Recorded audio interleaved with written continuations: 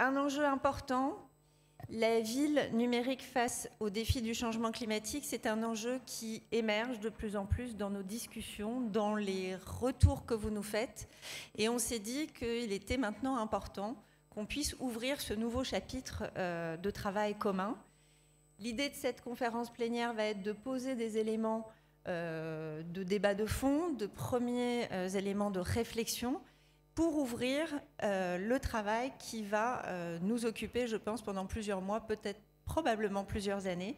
Et on vous invitera également à venir travailler avec nous sur ces sujets dans le cadre de nos outils habituels aux interconnectés, donc qui sont les territoires prod pour un travail opérationnel avec les directions des différentes collectivités, mais aussi au sein de la commission des élus pour un travail plus stratégique et pouvoir continuer à avancer sur ces sujets.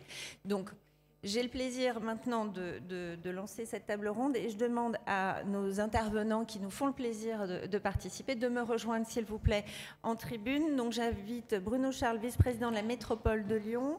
J'invite Margot Delafoulouse, responsable plaidoyer ville et territoire durable du WWF France. J'invite également Michael Hirault, maire de Fourmies, à nous rejoindre. Hervé Pillot du Conseil national du numérique, Thierry Ravel, directeur régional d'Engie Auvergne-Rhône-Alpes et Patrick Raconto-Dranaï pour Enedis, direction régionale également. Les micros arrivent.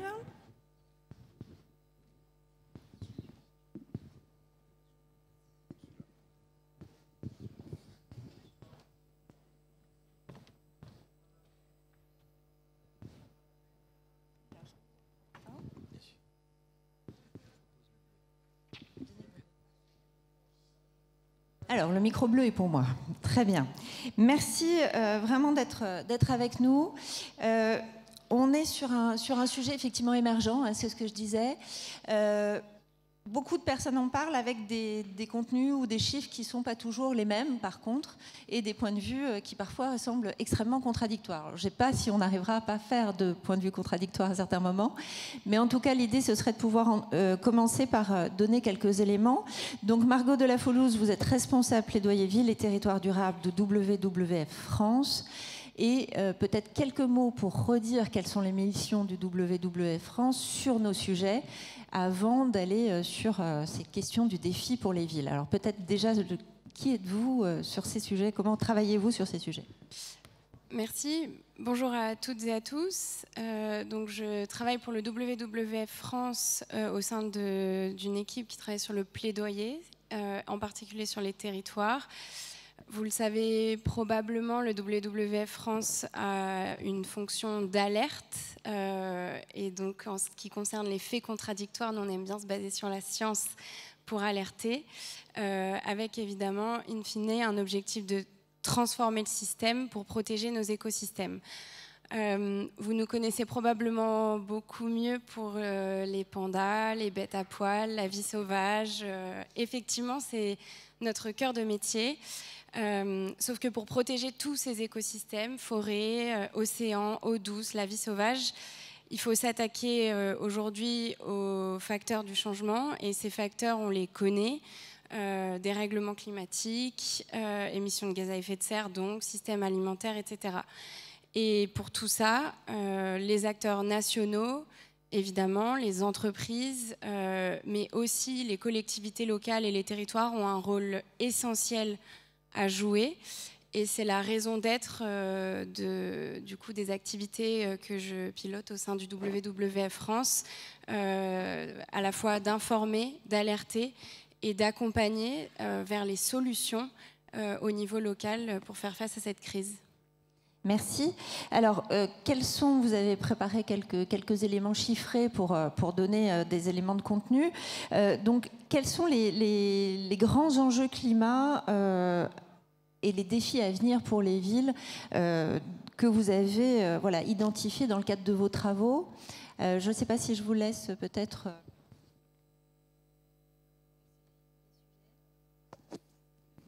Oui, sur le vert. Ok. Merci. il y a 1 an et demi, on a publié une étude qui s'appelle le défi climatique des villes. Je pense que certainement, nombreux d'entre vous sont familiers avec le concept de bilan carbone. Et ce qu'on a fait dans cette étude, c'est d'évaluer le budget carbone, c'est-à-dire le reste à émettre pour 10 grandes métropoles françaises si on veut qu'elles soient en ligne avec l'accord de Paris. Combien d'émissions de gaz à effet de serre elles ont le droit d'émettre pour rester dans un objectif de 2 degrés, voire 1,5 degré de réchauffement climatique. Le constat, vous le voyez, il est sans appel. C'est que donc, sur les 10 grandes métropoles françaises, qui représentent 16% des émissions de gaz à effet de serre du pays, en fait, en 2022, donc dans 2 ans, on aura dépassé le budget carbone de 1,5 degré si on continue à émettre au même rythme.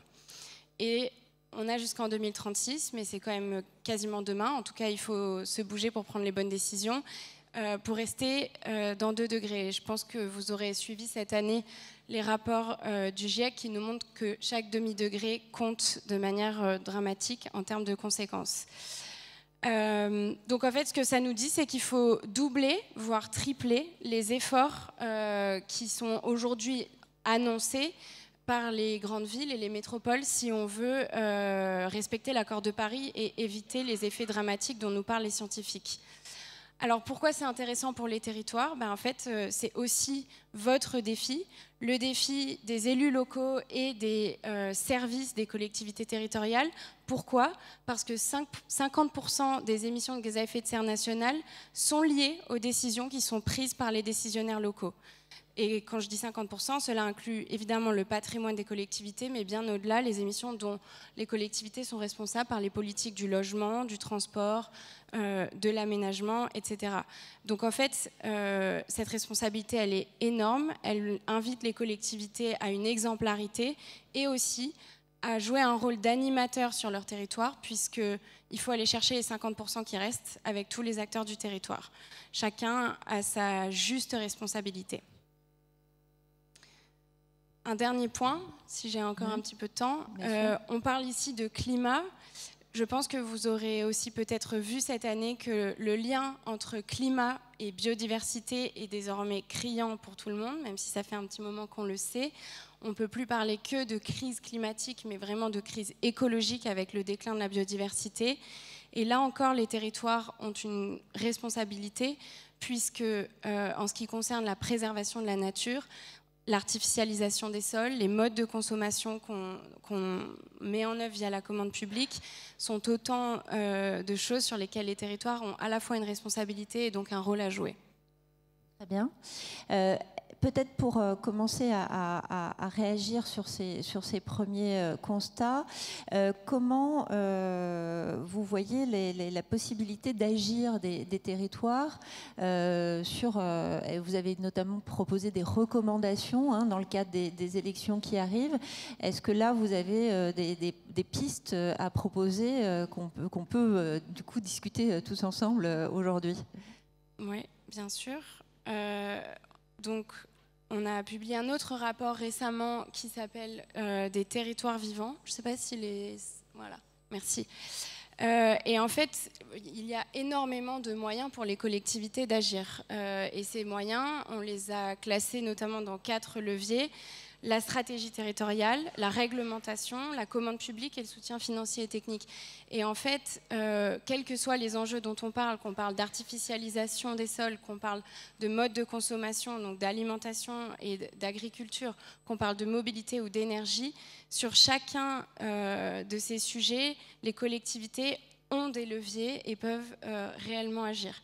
Donc, je vous invite à lire ce rapport. Il y a près de 80 recommandations. Maintenant, nous, on a identifié des priorités. Oui, on va le faire tout de suite. Quelques éléments de priorité que vous avez identifiés qui peuvent être déjà les premiers messages à passer. Alors, donc ces priorités, pour nous, elles sont fondamentales. On a une première priorité qui concerne l'artificialisation des sols. On sait que c'est un sujet délicat pour les collectivités, mais aujourd'hui, si on veut préserver notre patrimoine naturel, on ne peut pas continuer à construire des zones commerciales et des zones logistiques qui artificialisent, qui donc amoindrissent le capital naturel et notamment les espaces de production agricole des territoires, alors qu'on sait qu'il faut relocaliser aussi notre approvisionnement alimentaire. Donc c'est un sujet fondamental. Juste un chiffre, il y a un département français qui est artificialisé tous les 7 ans. C'est énorme. Et les collectivités peuvent agir notamment grâce au plan local d'urbanisme. Donc ça, c'est un premier point qui est essentiel pour nous. Vous avez probablement entendu aussi qu'on a beaucoup parlé de plastique cette année. Là-dessus, les collectivités ont un devoir d'exemplarité dans leur administration, mais elles peuvent aussi aider les acteurs du territoire par de l'animation territoriale, de la sensibilisation auprès des commerçants notamment, à réduire la consommation de plastique, parce que c'est bien de ça dont on parle. Il faut attaquer le problème à la source. Et puis, on a un ensemble de mesures qui concernent plutôt la transition énergétique et bas carbone. Et je pense qu'on y reviendra aussi. C'est là que le numérique peut entrer en jeu. Et nous, en tout cas, on porte un futur 100% énergie renouvelable, pour lequel, pour y arriver, il faut réduire de moitié notre consommation énergétique et donc s'attaquer aux passoires énergétiques et à la rénovation énergétique. Je ne vais pas rentrer peut-être dans le détail, vous les voyez ici, mais tout ça nous semble vraiment fondamental. Très bien. On voit aussi que vous parlez effectivement dans cette logique-là de mobilité zéro émission et de budgets qui sont orientés 100% vert comme étant des leviers effectivement de réalisation concrète de ces points. On y reviendra dans la discussion, mais je pense que c'est intéressant de poser déjà ces premiers jalons. Je vous en remercie. Je vais peut-être récupérer juste le petit outil. Merci beaucoup. Je vous propose de passer le micro à votre voisin. Monsieur Hirault, vous êtes maire de Fourmies.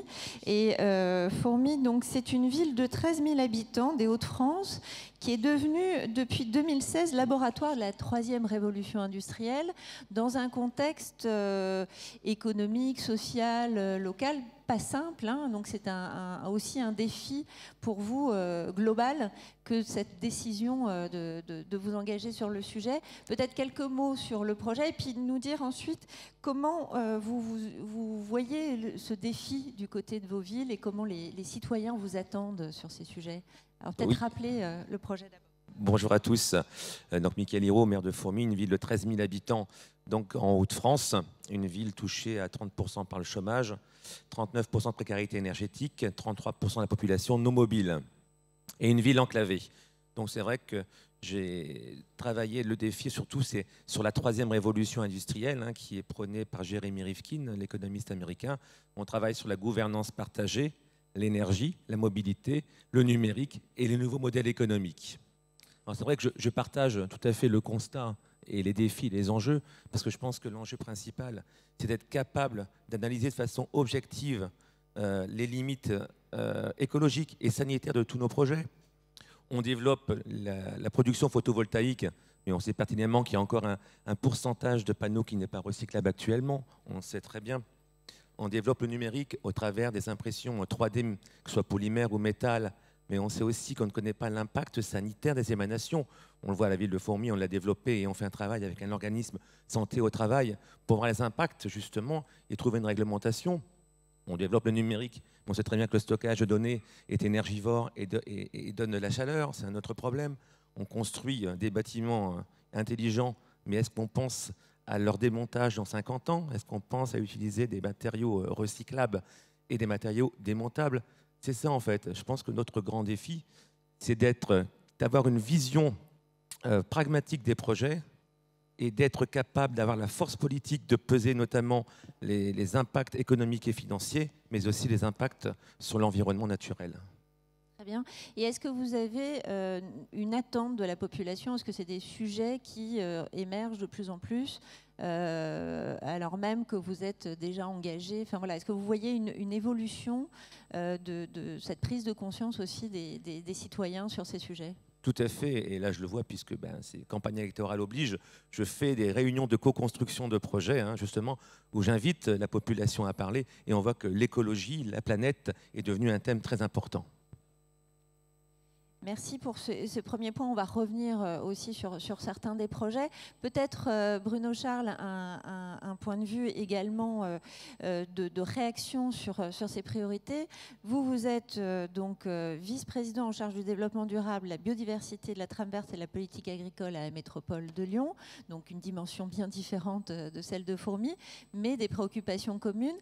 Est-ce que vous partagez peut-être les constats qui ont été proposés par le WWF France et également cette montée d'attente des populations et des acteurs locaux sur ces sujets?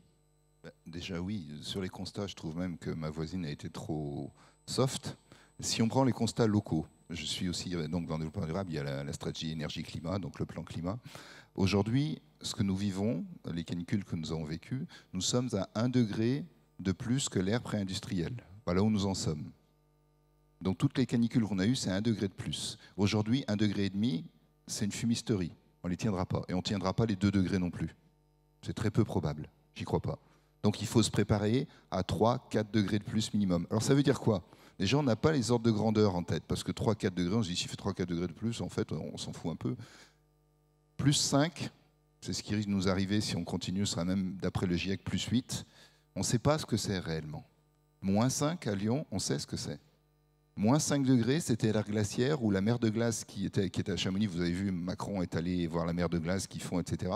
Moins 5 degrés, c'est quand la mer de glace venait jusqu'à Lyon et qu'elle a emmené le gros caillou qu'on a mis à la Croix-Rousse. Parce que le gros caillou, c'est une moraine glaciaire qui était amenée des Alpes justement par les glaciers. Donc si moins 5 degrés, c'est l'ère glaciaire avec la mer de glace qui vient jusqu'à Lyon, plus 5 degrés, vous imaginez. Aujourd'hui, on est à plus 1. Et d'après le GIEC, on sera à plus 8 si on continue comme aujourd'hui. Aujourd'hui, ce qu'on peut dire, par exemple, vous avez la nappe de l'Est lyonnais qui a perdu 3 mètres. Or, comme la concentration en nitrate, enfin que la quantité de nitrate dans la nappe de l'Est lyonnais n'a pas changé, mais si la quantité ne change pas et que le niveau baisse, la concentration augmente arithmétiquement. Et donc la nappe de l'Est lyonnais, qui est la plus grosse nappe du coin, n'est déjà plus potable. Parce qu'elle n'est plus assez rechargée en eau. On est pendant 4 à 5 mois en détresse hydrique, en alerte hydrique, la préfecture, et je peux vous dire que les agriculteurs, parce que j'ai aussi l'agriculture effectivement dans la délégation, on oublie qu'un tiers du territoire de la métropole est agricole. Si vous connaissez encore un climato-sceptique, emmenez-le voir un paysan. Il m'est arrivé d'avoir des élus, il n'y en a pas longtemps, prototype du boomer, vous savez, 70 ans, coiffé en arrière, avec un beau 4x4, qui me dit « Vous ne pensez pas, allez dites-moi, vous ne pensez pas que le réchauffement climatique, c'est juste un truc pour nous faire adopter des comportements qu'on veut qu'on adopte ?» Quand un type est un jouisseur pareil, on le prend par là où... Vous aimez le vin? Allez voir votre viticulteur. Je peux vous dire, allez voir des viticulteurs de Bourgogne. Ils sont comme ça. Leur vin va changer. Ils ont déjà 1 mois de décalage dans les vendanges. Et ils vont avoir des vins qui vont complètement changer. Et que donc, ils n'auront plus du tout la tradition et ils seront plus identiques. Ils ne pourront plus vendre leur vin de la même façon. On essaye des nouveaux cépages, etc. Sur les canicules, la canicule de 2003, il y a eu 15 000 morts en France. Aujourd'hui, ce qu'on sait, c'est que la canicule de 2003 sera une année moyenne en 2050 et une année fraîche en 2100. La question qui est posée ici, c'est on a une ville dont on se vante qu'elle a été faite il y a 2000 ans et elle a été reconnue par l'UNESCO parce que l'occupation humaine se renouvelle sur un même territoire depuis 2000 ans. On a le premier parlement français, l'Enfilade des Trois Gaules, où Jules César écrit dans la guerre des Gaules que les tribus gauloises se réunissaient 1 fois par an pour adopter leur loi commune. C'est à 500 mètres d'ici. La question, c'est dans l'espace d'une vie humaine, est-ce que notre ville, comme les autres villes du monde, toutes les villes sont dans le même cas, est-ce que notre ville va rester vivable? Je ne dis même pas qu'on va changer à la marge, je dis est-ce que nous pourrons encore vivre en ville? C'est ça la question. Et je peux vous dire que sur la préoccupation, moi, je suis sidéré par le pessimisme des gamins et des gamins les mieux formés. On a vu la pétition qui est partie de Polytechnique et de Super-Héros, 20 000 gamins qui disent « nous n'irons pas travailler dans des entreprises qui polluent ». Et qui continuent à détruire le monde. Et tous les gamins, tous nos gamins, Quand vous discutez avec eux collectivement, ils pensent qu'ils vont voir la fin du monde dans leur vie, qu'ils vivront moins bien que leurs parents. C'est ça l'enjeu. Et là-dedans, la place du numérique, on y va peut-être, elle est extrêmement contradictoire. Et là-dessus, peut-être qu'on y viendra après. Vous pouvez commencer. Le numérique, aujourd'hui, c'est plus d'énergie que l'aviation civile. La consommation d'énergie numérique au niveau mondial consomme plus que l'aviation. Alors, ce n'est pas la même énergie et ça n'a pas le même effet en termes d'émissions de gaz à effet de serre. D'un côté, c'est du kérosène et de l'autre côté, l'électricité. Ça dépend comment on produit l'électricité. Aujourd'hui, on a eu des guerres pour le pétrole en Irak. Rappelez-vous, en Irak quand même, l'opération pétrole contre nourriture, d'après les Nations Unies, c'est 1 million d'enfants morts de malnutrition. On a fait la guerre pour nos bagnoles. On y est allé avec les Américains, moi, la première fois. Ça a déclenché 1 million d'enfants morts. Comment voulez-vous que des Daesh ne naissent pas là-dessus? Demain, les guerres, elles seront pour le cobalt, pour l'iridium. Déjà, en Afrique, au Congo, 6 millions de morts, des centaines de milliers de viols. Pourquoi? Pour ça. Alors, je ne suis pas contre utiliser l'outil, je l'utilise. Mais au moins, soyons lucides sur les conséquences de nos modes de vie. La géopolitique chinoise au Tibet s'explique par les terres rares. Donc soyons au moins lucides sur, le chanteur Renaud disait, avait l'expression « responsable anonyme du sang versé ». Nous sommes tous, si nous ne changeons pas nos usages, responsables. Et ce qui se passe aujourd'hui quand on passe aux limites, c'est que jusqu'à présent, on a une Europe qui est en paix depuis 1945 et on a repoussé la guerre aux marges, sauf en Yougoslavie où le désaccord entre la France et l'Allemagne a provoqué la détresse en Bosnie. Demain, comme nous atteignons les limites, la misère et la guerre vont revenir sur nous. C'est ça l'enjeu. Et aujourd'hui, la question, on a fait les guerres pour des flux. Les flux, aujourd'hui, ce sera les terres rares. Alors la question du numérique, elle est, est-ce que le numérique va aggraver la crise? Ou au contraire, est-ce qu'on peut inventer des nouveaux usages collectifs? Est-ce qu'on peut avoir des nouveaux usages collectifs qui sont sobres? Est-ce que la ville intelligente, je le disais tout à l'heure, moi, le titre de ville intelligente, je sais, Karine va finir par me frapper, mais comme on n'a plus de conseils, c'est pas grave, je vais y échapper. Voilà. Je trouve très prétentieux la manière dont on pose les choses. On parle de ville intelligente, mais quelle prétention? Ça veut dire que nos ancêtres faisaient des villes cons. Sauf que la ville con, elle a 2000 ans, et notre ville intelligente, elle risque de ne pas dépasser les 50 ans. Donc, on est sur un fétichisme de l'outil. C'est-à-dire que si vous lisez par exemple un auteur comme Descola, vous verrez qu'au lieu de travailler sur la culture de la technique, on fait de l'animisme. En réalité, on prête des usages humains aux objets. Alors le top, c'est quand même les enceintes connectées. Ok Alexa, Alexa, fais-moi ci, Alexa, fais-moi... C'est de l'animisme. Les tribus africaines qu'on a avec les anthropologues étudiés faisaient la même chose. C'est du fétichisme aussi, et Steve Jobs avait tout compris. Nos objets sont des fétiches qui nous donnent un statut et des fétiches qui nous raccrochent à des valeurs extra-humaines. Le numérique est soumis à ça. Et donc, si on n'a pas cette réflexion que des auteurs comme Illich, comme Gilbert Simondon, qui était un local, pour réintégrer, pour penser que le numérique est une médiation, n'est qu'une médiation technique, et quand cette médiation technique, on la pense, autour de cette médiation, quels sont les usages et quels sont les usages collectifs qui rétroagissent sur nos usages individuels, on peut inventer avec. Je ne dis pas, il ne faut pas de numérique.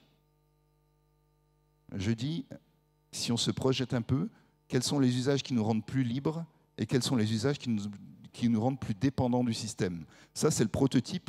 On y a perdu de la liberté. Et donc, aujourd'hui, quels sont les objets, quels sont les réseaux? Le réseau peut nous rendre plus libres. Le prototype, c'est le réseau de transport en commun. Un réseau de transport en commun nous rend plus libres de se déplacer. Aujourd'hui, le fétichisme et l'animisme du numérique nous rend moins libres qu'avant. La meilleure preuve, c'est que le temps de sommeil, puisqu'on est dans le capitalisme cognitif, le temps de sommeil a diminué d'une heure à 1h30 en un siècle. Parce que la dernière frontière du capitalisme, vous savez, c'est le temps de sommeil. Et aujourd'hui, tous les médecins, tous les spécialistes de santé publique savent qu'on ne dort pas assez. Pourquoi? Parce que les écrans captent notre attention et que l'enjeu aujourd'hui économique, c'est de capter notre attention pour l'orienter vers de la consommation. Donc voilà l'usage du numérique aujourd'hui, qui nous rend moins libres qu'avant. Comment inventer un numérique qui nous rende plus libres? Et si on invente un numérique qui nous rend plus libres, on peut peut-être remettre l'objet technique à sa place et inventer des médiations qui nous permettent de répondre aux questions écologiques, à condition que le savoir reste humain et pas dans la machine. Bon, je m'arrête là pour l'instant. Merci pour cette mise de fond tout à fait éclairante et qui, je pense, fait écho à beaucoup d'entre nous parce qu'effectivement, on se sent dans ce paradoxe-là à se dire, ici, aux interconnectés, on est dans un réseau interconnecté, on est plutôt à se dire que le numérique peut être utile. On a déjà dit depuis de nombreuses années qu'on voulait un numérique humaniste, qu'on voulait un numérique participatif, un numérique collectif. On va vers cette notion de responsable et on va en reparler un petit peu. Je pense qu'effectivement, c'est important de poser les éléments qu'on pose aujourd'hui, de dire finalement au service de quoi et avec quelles conséquences pour pouvoir faire les choix en conscience et pour pouvoir amender ces points-là. Donc, c'est le début du chemin. Merci d'avoir fait un constat très direct et qui nous permet d'avancer. Alors, il se trouve qu'à côté de vous, il y a Hervé Pillot qui est agriculteur, ou en tout cas qui était agriculteur, qui a aussi rédigé un ouvrage, l'Agronuméricus, et qui a mis un pied dans le numérique de manière importante et qui est également membre du Conseil national du numérique et vous travaillez précisément sur ces sujets-là. Alors avant de rentrer dans le détail de vos travaux, peut-être 2 mots sur vous et votre parcours sur cet Agronuméricus, juste un petit mot de commentaire. Peut-être un mot sur le Conseil du numérique, si vous voulez. Je pensais, en vous écoutant et en regardant Karine et Salwa, mes collègues, on aura besoin d'ambassadeurs pour porter les travaux qu'on fait. Je pense qu'on en a un tout trouvé pour nous accompagner dans ces travaux-là. Le Conseil national du numérique, c'est une instance qui existe depuis une dizaine d'années, indépendante, et on le revendique, bien que nommé par le gouvernement. On est 30 membres venant de la société civile, venant du domaine de l'université, de l'entreprise, à peu près tout le paysage qu'on peut avoir du numérique, accompagné d'un secrétariat général qui est très précieux pour nous, parce que je pense que sans eux, on n'arriverait pas à faire ce qu'il faut. Alors on est très présent ici, parce qu'on est 4 membres du Conseil du numérique, parce que je vois notre collègue Gérald qui est également dans le fond, il se cache, mais il est quand même là très présent. Et je pense que pour nous, c'était, je parle sous le contrôle de ma présidente, mais c'était important d'être là parce que c'est un événement qui est important et donc de pouvoir porter un petit peu, profiter de la caisse de résonance que vous êtes pour échanger sur nos travaux et pour nous important. En ce qui me concerne, je suis le premier agriculteur à intégrer cette instance, ce think tank, on peut peut-être l'appeler comme ça, qui est chargé de faire des propositions au gouvernement, aux collectivités également. On évoquait tout à l'heure dans une autre table ronde justement comment on peut en faire profiter de nos travaux et puis faire en sorte qu'ils aient un impact. Alors maintenant, vous m'avez interrogé, je ne peux pas ne pas dire un mot d'Agronuméricus. Moi, je suis pas tombé dans le numérique par la technique. Paradoxalement, j'y suis tombé par la communication et par mes engagements professionnels. C'est venu d'un engagement très humain. Je suis engagé depuis 40 ans dans les chambres d'agriculture, dans le syndicalisme de la FNSEA, et je le revendique, même si par moments ça peut être contesté par certains, notamment quand on parle de ces sujets-là, mais on essaye malgré tout, même plus que malgré tout, d'y faire du travail.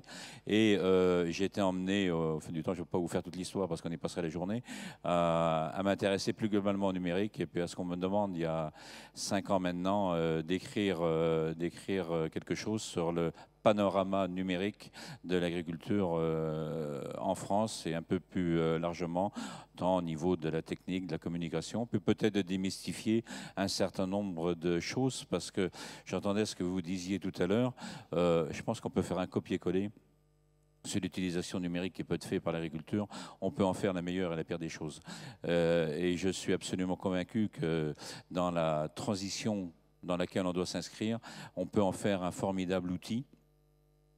Je ne suis pas sûr qu'on soit toujours parti pour le faire, mais et démystifier aussi le fait que ce numérique pour l'agriculture doit être au service, pas d'un modèle robotisé comme, de la même façon qu'on peut imaginer une Smart City sur le modèle Robocop, de la même façon, le numérique doit être au service de toutes les agricultures. Le hasard de la vie m'emmène aussi à travailler de plus en plus sur l'Afrique.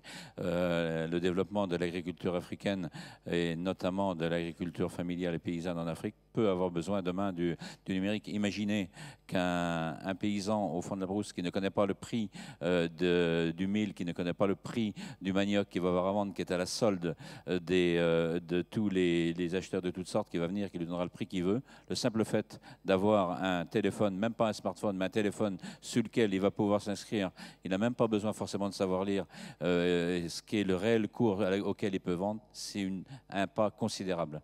Parce que je vous entendais, je me dis, malgré à vous entendre, il y a des moments pour se dire, ben, on se fout une balle, quoi.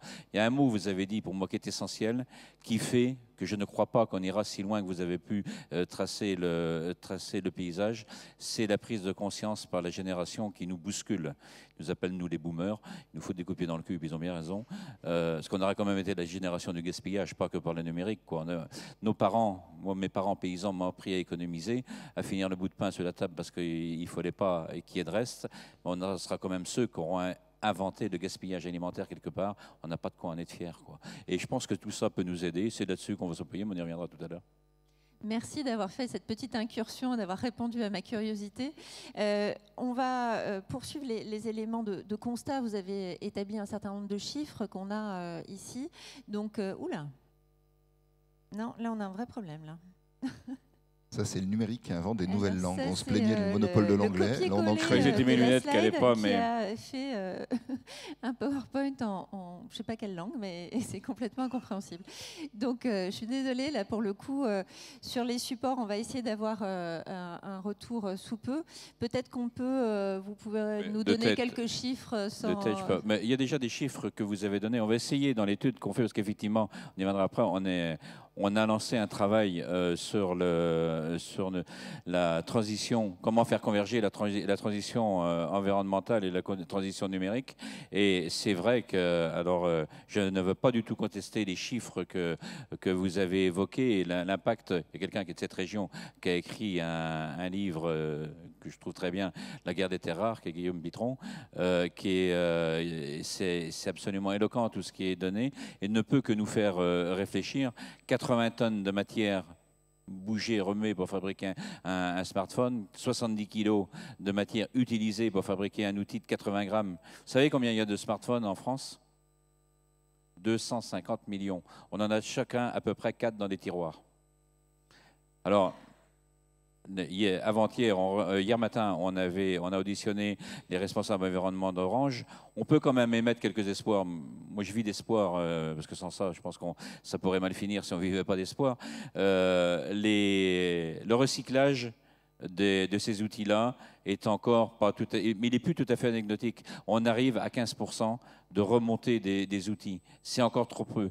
Mais la prise de conscience est faite et petit à petit, ça va remonter. Mais les remontées, c'est une chose. Après, il va falloir pouvoir recycler la matière qui est dedans.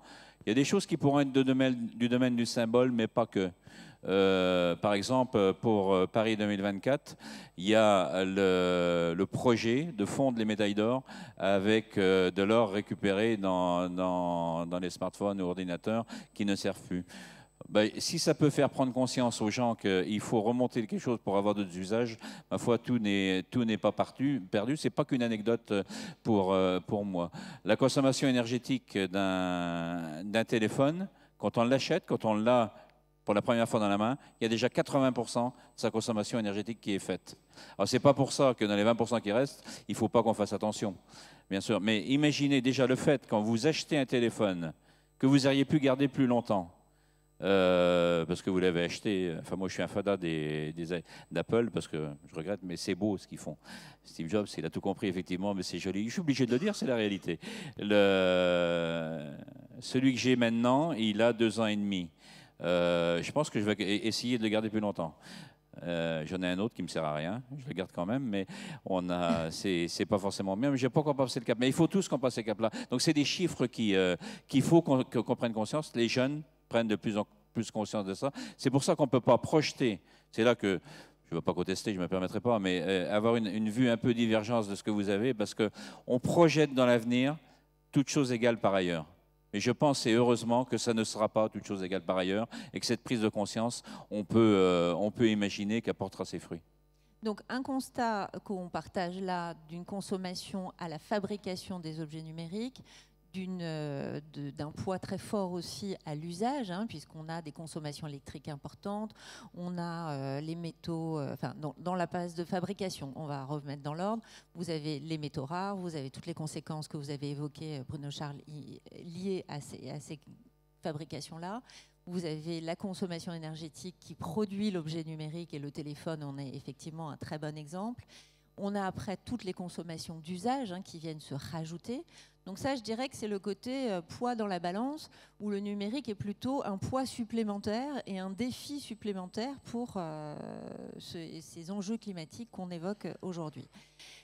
Après, une fois qu'on a dit ça, effectivement, il y a l'autre versant qui est de dire, si on réfléchit de manière consciente et si on utilise ces médias à bon escient, il peut y avoir aussi des intérêts positifs et un usage qui peut apporter des compléments. Au Conseil national du numérique, vous avez pris aussi le parti de dire qu'il ne faut pas responsabiliser uniquement les usagers finaux, il y a aussi d'autres leviers qui correspondent un peu à ce que disait Madame de la Flouze au début. Les collectivités, les acteurs locaux ont un pouvoir levier important pour mettre en œuvre des usages vertueux. Est-ce que vous pouvez nous donner quelques pistes sur lesquelles vous travaillez là-dessus ? Alors, il y a 3 grandes catégories de pistes. Il y a effectivement les usagers, qu'en est une. On a des chiffres là-dessus. Le flux d'Internet, à 80%, est pris par des vidéos. L'utilité est beaucoup en streaming. On va pas tout jeter. Et je dirais même que dans cette partie, la partie plaisir est importante à garder. Mais est-ce qu'on doit généraliser malgré toutes ces choses et ne pas avoir l'instinct demain de télécharger pour ne pas utiliser en streaming quand on aura pris conscience qu'en faisant ça, on va économiser à peu près 80% de l'énergie qu'on utilisera si on l'utilise en streaming. Donc c'est des instincts à retrouver. Je pense qu'il faut se dire malgré tout que même si on se fixe des objectifs de temps, il va falloir un petit peu de temps pour que les gens... Alors manier la carotte et le bâton, c'est bien, mais il faut bien penser qu'il faudra les deux pour le faire. Si on fait que l'un sans l'autre, je suis pas sûr. Si on fait que la carotte, c'est de l'angélisme, si on fait que le bâton, je suis pas sûr que ça fonctionnera. Donc, au niveau des usages, la responsabilisation des usagers est une chose. Dans le même temps, la responsabilisation des collectivités, des services de l'État est également importante dans leurs propres usages, bien que je ne pense pas que ça soit véritablement dramatique de ce côté-là, mais dans la capacité à impulser, les démarches, on va dire, vertueuses. Et il y a également tout le domaine de l'entreprise. Et là, il y a 2 champs. Il y a l'utilisation même par l'entreprise, et on rentre là aussi dans une période où il y a une prise de conscience, notamment par les démarches de RSE, mais au-delà de la RSE, de la performance globale des entreprises qui commence à rentrer vraiment dans les mœurs, au moins ils le disent. Là, je pense que c'est la mécanique qui est enclenchée. Par contre, je pense qu'il faudra aller plus loin et notamment l'intégrer dans un marketing vertueux, si tant est que ce ne soit pas un oxymore, cette affaire-là.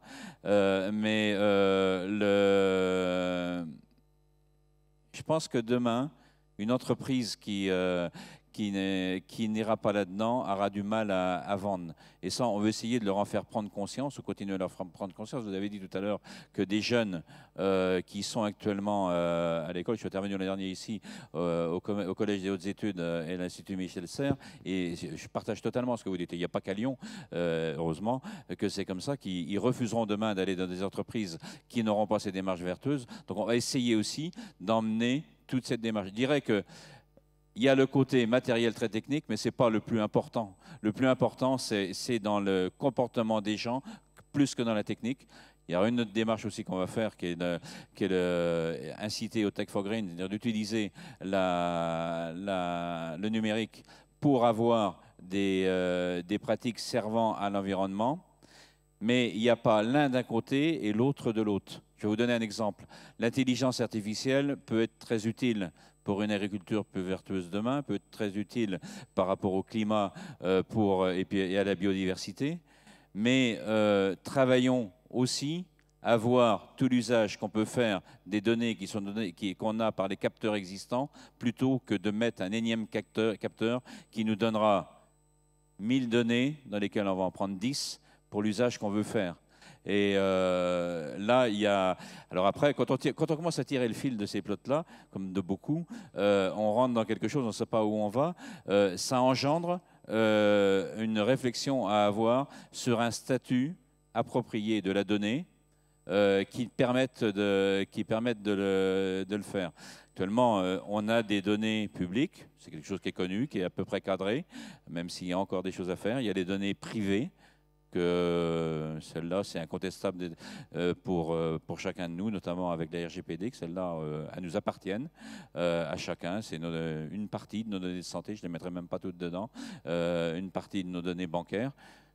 Je mettrai beaucoup dedans quand même, je n'ai pas envie que tout le monde le sache de trop. Mais non, je rigole en disant ça. Mais il y a beaucoup de données qui sont des données d'intérêt général. Et ça, c'est une chose qu'on a envie, dans les travaux qu'on a lancés dans ce groupe de travail au Conseil du numérique, de définir quelles sont ces données d'intérêt général pour des usages particuliers. Et l'environnement fait partie de ces usages. Et on veut travailler là-dessus avec une notion de projet, c'est-à-dire que pouvoir libérer pour un projet donné précis, un certain nombre de données dont on aura besoin pour le faire, pour aller vers une démarche plus économe et plus raisonnable. D'accord, donc dans les propositions, donc, vous avez donc à la fois le côté utilisation du numérique pour servir finalement cette cause environnementale et améliorer les pratiques. Vous avez la partie responsabilisation aussi des acteurs économiques dans leurs pratiques au général avec cette responsabilité, ce RSE. Et puis, dernier pan, une meilleure exploitation des données, une meilleure fluidité des données. Les données d'intérêt général, on en a pas mal parlé hier aussi. C'est l'idée de se dire qu'il y a des données qui doivent appartenir à tout le monde et qui ne doivent pas être propriété pour qu'on puisse les partager, c'est ça ? Déjà, il y a une chose, c'est est-ce qu'on peut parler de propriété quand on parle de données ? Rien que ça, c'est une vraie question. La notion de propriété est quelque chose qui est très particulier. Est-ce que c'est adopté au monde de la donnée? On peut se poser la question. Pourquoi? On ne peut pas la comparer, par exemple, à une voiture. Je donne souvent cet exemple quand je fais des conférences. Si ma voiture, je vous la donne, je vais vous demander de l'argent en retour. J'aurai l'argent, je n'aurai plus la voiture. Les données, c'est la représentation d'une connaissance. Si je vous donne ma connaissance, c'est tant qu'il y en a un peu, vous l'avez, mais je la garde. Et je peux espérer bénéficier de la vote en retour et ensemble en faire une troisième qui est plus puissante. En partie, le monde de la donnée, c'est ça. Donc c'est quelque part une création collective commune qui répond pas uniquement à des paramètres liés à la propriété. Donc ça, c'est un élément, je pense, qu'il faut vraiment prendre en compte quand on parle de ça. Pour autant, il y en a certaines qui nous sont propres, qu'on ne peut pas enlever, et d'autres qu'on peut divulguer. Un autre élément, justement là-dessus, qu'on veut vraiment faire avancer dans les travaux qu'on mène, et des propositions de solutions. Et là, il y a 3 domaines. Il y a un besoin énorme encore de recherche. Si tant est que la recherche technique avance bien, même si on peut encore mieux faire, on entend parler il y a eu des rapports faits sur l'intelligence artificielle, le rapport de Cédric Vellani, il y en a un plus récent sur le quantique, ce vaste monde qu'on ne sait pas vraiment s'il arrivera ou pas. Il y a un côté magique, mais c'est passionnant quand c'est magique là-dessus. Mais il y a toute une approche de recherche sociologique alliée à celle-là, où là, on est qu'au balbutiement. On ne peut pas imaginer de penser demain un nouveau paradigme avec les prismes anciens. Donc toute cette recherche en matière sociologique et philosophique est essentielle, quasiment à initier parce qu'elle n'y est pas. Deuxième élément, c'est l'approche pédagogique. Du plus jeune âge, j'ai un petit-fils qui a 2 ans et demi, et il manie déjà ces outils-là. Alors d'un côté, ça me fait rire, mais d'un autre côté, c'est un peu flippant aussi. Donc du plus jeune âge jusqu'à l'enseignement supérieur. Donc puis même au-delà de ça, cette approche pédagogique est importante. Et la troisième, c'est les régulations. Des nouvelles régulations à inventer qui ne vont pas répondre aux paramètres anciens totalement, mais également à ces nouveaux paramètres. D'accord. En quelques temps de ce rapport et quelques pages, on ne fera pas tout. Mais on va, vous l'avez dit tout à l'heure, on s'engage là-dedans dans un chantier qui durera plusieurs mois, même sûrement plusieurs années. J'en suis aussi convaincu. Merci beaucoup et on sera très attentif à suivre aussi l'émission du rapport, à travailler peut-être avec vous pour que les territoires puissent être partie prenante de ces réflexions.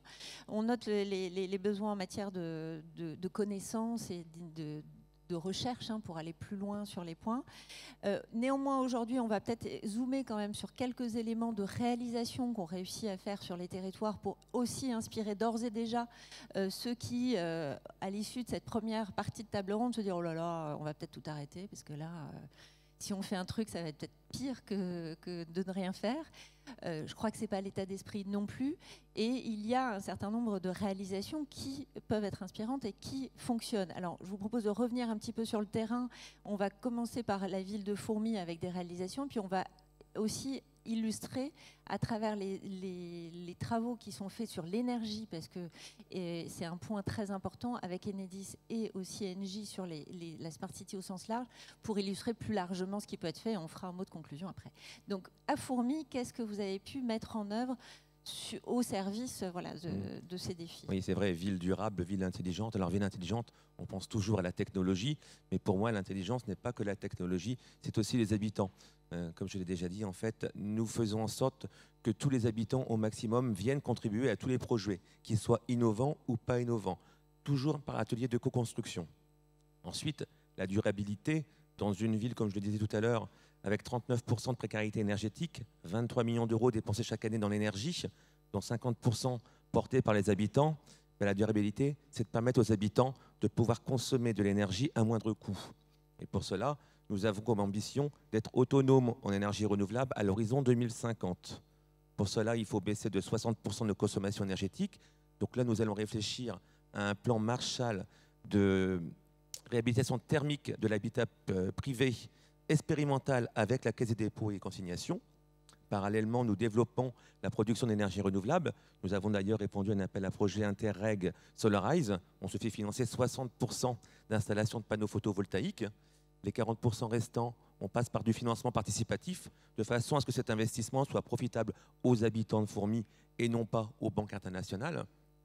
On a développé aussi, enfin on va développer cette année, un réseau de chaleur pour 5 bâtiments publics d'une valeur de 900 000 €, mais là aussi grâce à un projet Interreg qui finance à 60%, avec une chaudière à bois déchiqueté qui proviendra justement des haies de notre bocage du sud avesnois. On va créer un quartier écologique Rêve 3. Rêve 3 étant le nom donné à la 3e révolution industrielle. Donc ce quartier Rêve 3 sera composé à terme de 350 logements, mais dès le départ d'une centaine, avec un centre aquatique, une cuisine centrale qui sera exclusivement alimentée en circuit court, une serre maraîchère pour relancer le maraîchage, mais aussi un groupe scolaire. Ce quartier écologique sera totalement autonome en chaleur renouvelée, 100%. Et au moins 50% de l'électricité consommée sera produite de façon renouvelable. Mais c'est aussi la durabilité, c'est de permettre aussi de ne pas être trop dépendant de la fluctuation des prix d'énergie. Et nous, à Fourmies, nous allons lancer en juin de cette année 2 centrales photovoltaïques en consommation collective. Ce sera les 2 parmi les 27 premières en France. Et la durabilité dans un... Je suis peut-être un peu long, non? La durabilité dans un contexte où il y a 33% de la population qui n'est pas mobile, c'est aussi leur permettre de pouvoir se déplacer de façon plus sobre pour se former, pour travailler ou alors pour se soigner. Nous avons créé un pôle mobilité avec un atelier de réparation et location de vélos, atelier solidaire, garage solidaire, auto-école sociale, développer les circuits, les voies douces, développer les bornes pour recharge et pour les véhicules électriques. Nous avons aussi créé un espace de coworking. Et la durabilité aussi, c'est aussi de permettre à tous de maîtriser l'outil numérique. Nous avons créé un Fab Lab et nous formons gratuitement la population à tous ces outils numériques, que ce soit les imprimantes 3D, les scanners ou la découpeuse laser. Nous allons créer le premier hub de l'impression 3D métal des Hauts-de-France à peu près au 1er janvier 2021, qui permettra non pas de former des ingénieurs, mais des opérateurs, et permettre aussi aux industries locales de pouvoir faire de l'impression de pré-série ou encore de la maintenance. Mais aussi, et plus simplement, c'est de permettre à tous de savoir utiliser une tablette ou un PC. Et grâce à la Fondation Orange, nous avons créé un tiers-lieu solidaire et nous allons dans les quartiers, avec des outils numériques, faire des ateliers personnalisés pour leur apprendre tout bêtement à utiliser un PC. C'est en gros ce qu'on a fait en matière de durabilité et de ville intelligente. Merci beaucoup, parce que je pense que c'est un témoignage effectivement inspirant pour un projet complet sur une échelle qui est petite. Et on le voit, le numérique sert à émanciper finalement les usages des citoyens qui sont sur place, à les former, à leur permettre d'accéder à la connaissance et à des nouveaux métiers, de la même manière que le lab est très concrètement un outil de production locale, de réindustrialisation, peut-être pas tout à fait, mais voilà, de réintroduction d'une production locale et pas un vecteur et juste pour faire des petits bonhommes en plastique, effectivement. Donc merci de ce témoignage. Je reviendrai vers vous, mais juste après. J'aimerais qu'on puisse zoomer peut-être aussi sur l'énergie, l'autoconsommation collective. On en parle beaucoup. Enedis, vous êtes un acteur central sur ces sujets. Depuis maintenant de nombreuses années, ces projets ont avancé, ont beaucoup progressé entre les premiers projets initiaux et ce qui est aujourd'hui. Concrètement, face à ces enjeux, comment le secteur que vous représentez peut faire face? Comment vous accompagnez les projets de collectivité? Est-ce qu'il y a des exemples concrets de réalisation où le numérique et l'usage, ces nouveaux usages sont vertueux dans cette logique de ville intelligente? Oui, bonjour à tous. Je pense en entendant l'ensemble des enjeux, et on a remarqué là qu'il y en a quand même beaucoup, je veux dire, qui sont face à nous. Pour le secteur de l'énergie, il y a, je pense, déjà un facteur clé de succès, qui est qu'on soit convaincu que pour la transition énergétique, la décennie qui s'ouvre devant nous est une décennie de tous les défis et de toutes les opportunités. Parce que sans cette conviction-là, on va prévoir et on va agir moins. Et dans le secteur de l'énergie, ne pas prévoir, c'est déjà commencer à gémir. Et c'est cette réalité-là sur laquelle on est confronté. Et aujourd'hui, il y a 3 niveaux, en tout cas, je pense, de rendez-vous qu'il ne faut pas qu'on manque pour vraiment répondre à ces enjeux. Le premier niveau, c'est au fond d'être au rendez-vous des orientations et surtout des objectifs politiques qui sont aujourd'hui déployés sur les années à venir. Et je vais en citer quelques-uns pour montrer les défis qui sont devant nous. On a cité dans les exemples là, de réalisation l'installation par exemple des bornes de recharge électrique. Aujourd'hui, il faut avoir en tête le chiffre de 7 millions de bornes de recharge donc, qui seront installées en France, qui étaient inscrites dans la loi TEPCV, et pour les 5 millions de véhicules électriques et hybrides qui vont arriver à l'horizon 2030. Donc ça va encore augmenter après, mais c'est cette réalité-là qui est devant nous. Si on prend dans les réalisations, sur la métropole de Lyon, ce seront plus de 700 points de recharge qui vont être installés dès cette année, donc avant la fin de cette année. Ce sont des défis, je dirais, pour l'énergéticien que nous sommes, pour mettre ça en place sur si peu de temps et sur un territoire local qui est resserré. Même situation pour le développement des ENR.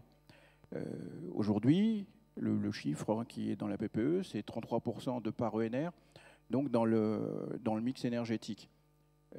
Et si on ramène ça donc en réalité physique, ça veut dire un déploiement massif donc de technologies photovoltaïques, de l'éolien, enfin tout ce qui peut exister comme source d'énergie ENR à déployer sur le réseau public. Et là, il y a une réalité qu'il faut avoir en tête, c'est que je pense que tous autant que nous sommes là dans la salle ou même la population, et aujourd'hui accepte assez positivement la mise en place de panneaux photovoltaïques, donc sur le toit de son voisin ou sur la façade ou sur les toits de l'immeuble d'en face. Ce que nous accepterons absolument pas, c'est qu'à partir du moment où on les installe sur l'immeuble d'en face, c'est que le lendemain matin, notre cafetière ne fonctionne plus. Et cette réalité technique-là, qui est un peu dans l'ombre, on ne la connaît pas. Mais ça veut dire qu'il y a un défi technique, et c'est au fond le deuxième rendez-vous sur lequel nous, énergéticiens, il faut qu'on soit présents, c'est le défi technique et numérique. Aujourd'hui, la transition énergétique, elle ne pourra pas se faire donc, sans la mise en place de réseaux, notamment électriques, qui soient adaptés. Donc, c'est pour ça d'ailleurs que la transformation se fait maintenant depuis plus de 10 ans et qu'on déploie. Alors, j'ose plus utiliser le terme comme Bruno, parce qu'on dit on met en place des smart grids, donc, parce que c'est les réseaux électriques intelligents. Donc, ça veut pas dire que ça veut dire que les réseaux d'avant étaient cons, pas du tout, mais on va dire c'est des réseaux communicants. Et c'est vrai aussi que là, je veux juste une petite digression rapide, c'est que la notion de smart, hein, c'est quand on la transforme de manière un peu trop littérale en français, on dit que c'est uniquement intelligent. Le smart, de manière anglo-saxonne, c'est plutôt ingénieux.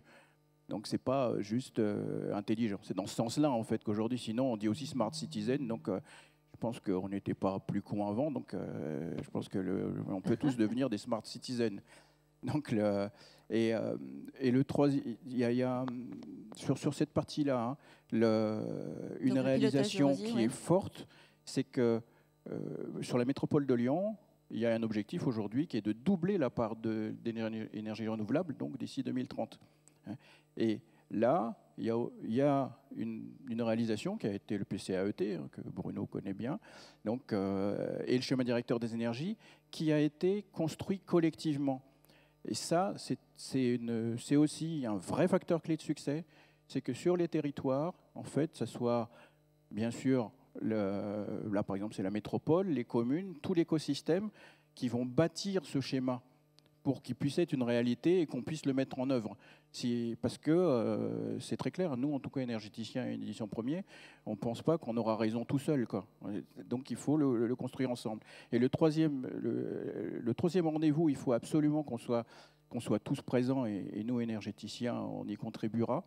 C'est le sujet que chaque citoyen puisse avoir donc, les solutions qui lui permettent d'être un acteur de son propre éco-comportement. Il faut savoir aujourd'hui que nous tous, hein, si on agissait avec de l'éco-comportement, on évalue que la consommation qui serait réduite de l'ordre de 30%.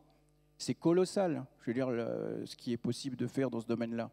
Et pour que ça soit possible, bien sûr, il y a notre éducation individuelle, hein, qui joue, mais au-delà de ça, il faut permettre à chacun, et le numérique a son rôle là-dessus, de pouvoir suivre ses consommations, d'avoir ce qu'on ne voit pas, on a du mal à bouger, et de l'avoir plutôt en temps réel et de manière facile. C'est de pouvoir se comparer à un foyer identique, par exemple, donc des choses très simples qu'on a mis en place. Visualiser ses consommations, oui. Voilà, pour pouvoir dire, tiens, moi, les Français sont un peu comme ça, on a testé, c'est que quand on leur dit vous êtes vert, orange ou rouge, quand ils sont dans le rouge ou dans l'orange, ils réagissent.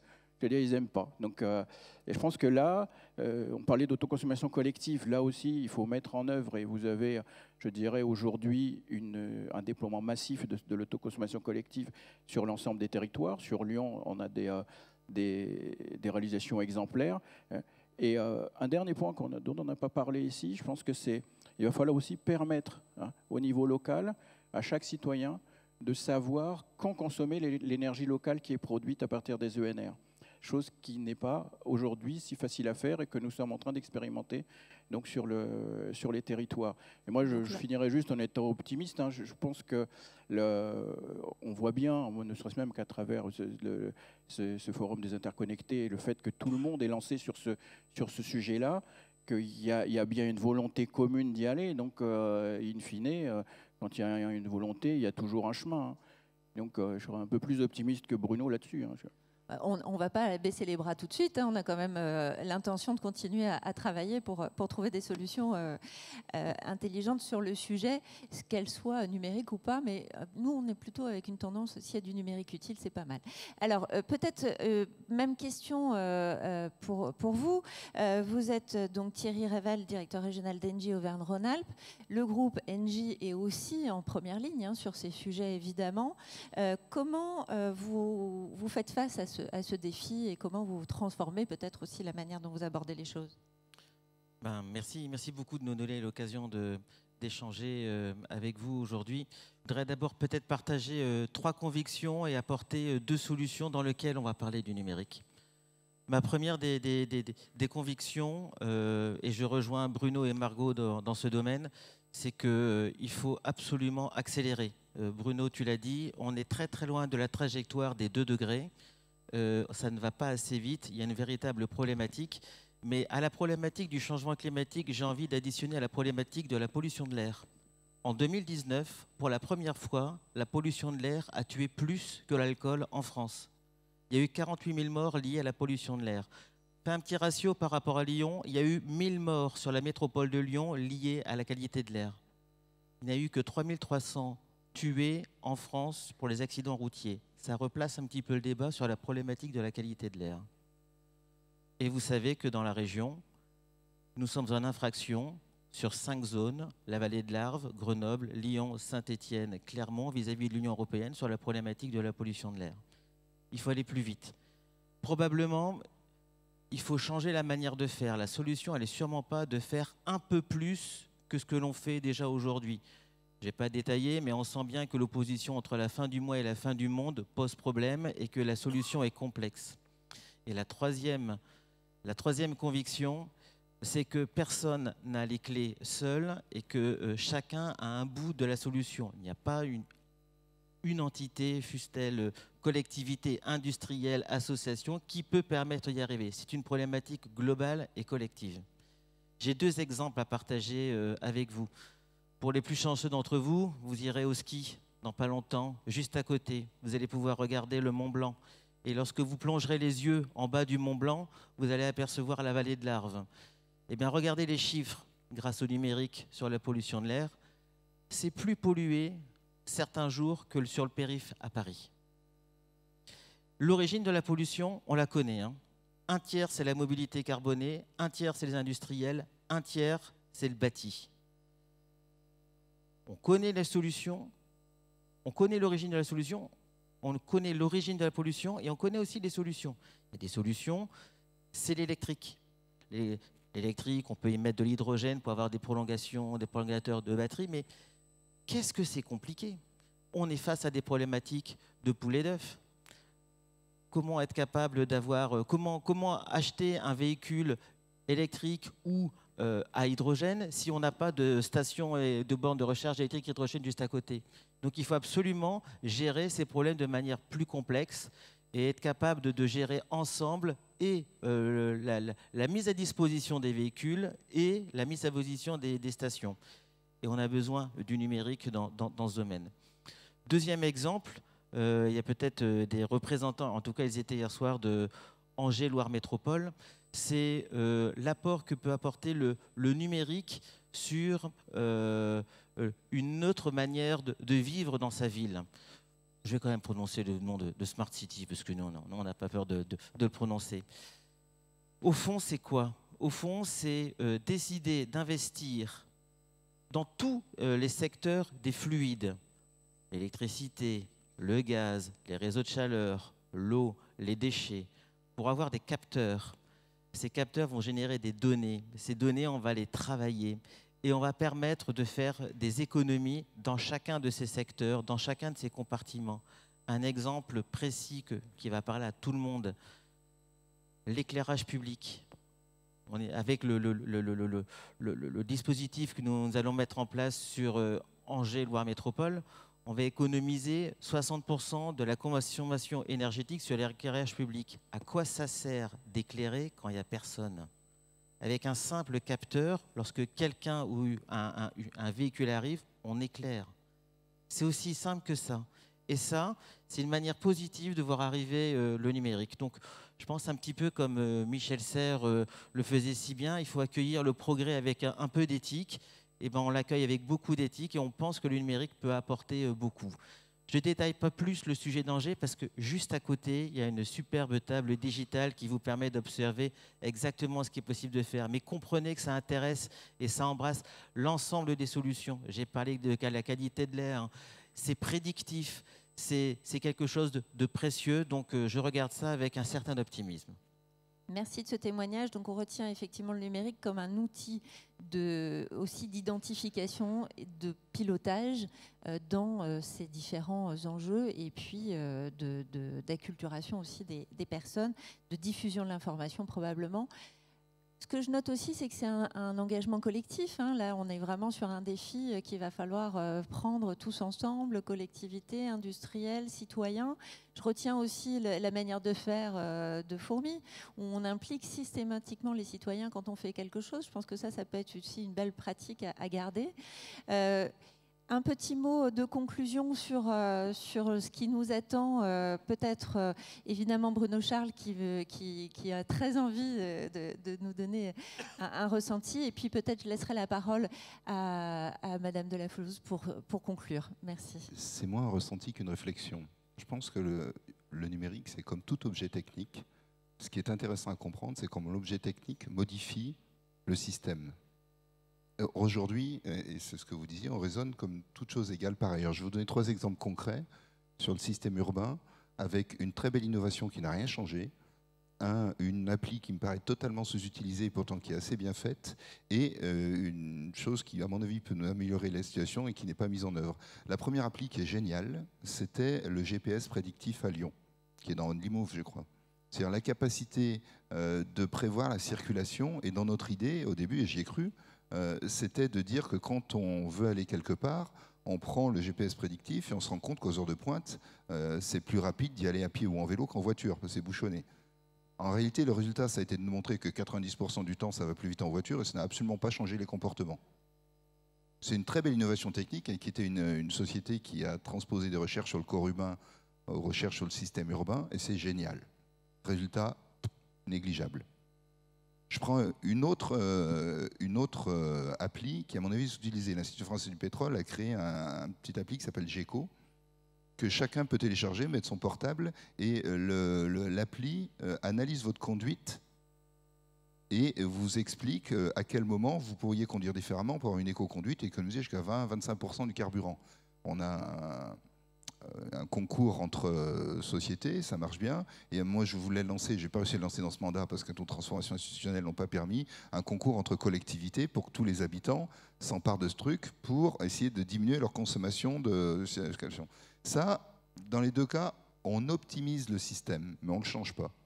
Par contre, si on réfléchit un peu, on se dit, mais il y a un ami, Jean Pouly, que je vais le citer parce que c'est un grand prophète du numérique et surtout du télétravail, qui me dit, mais tu te rends compte tous les gens qu'il y a sur la route, 10 000 qui viennent de Saint-Étienne tous les jours, ou de tous les 20, qui viennent travailler derrière leur écran à la Part-Dieu.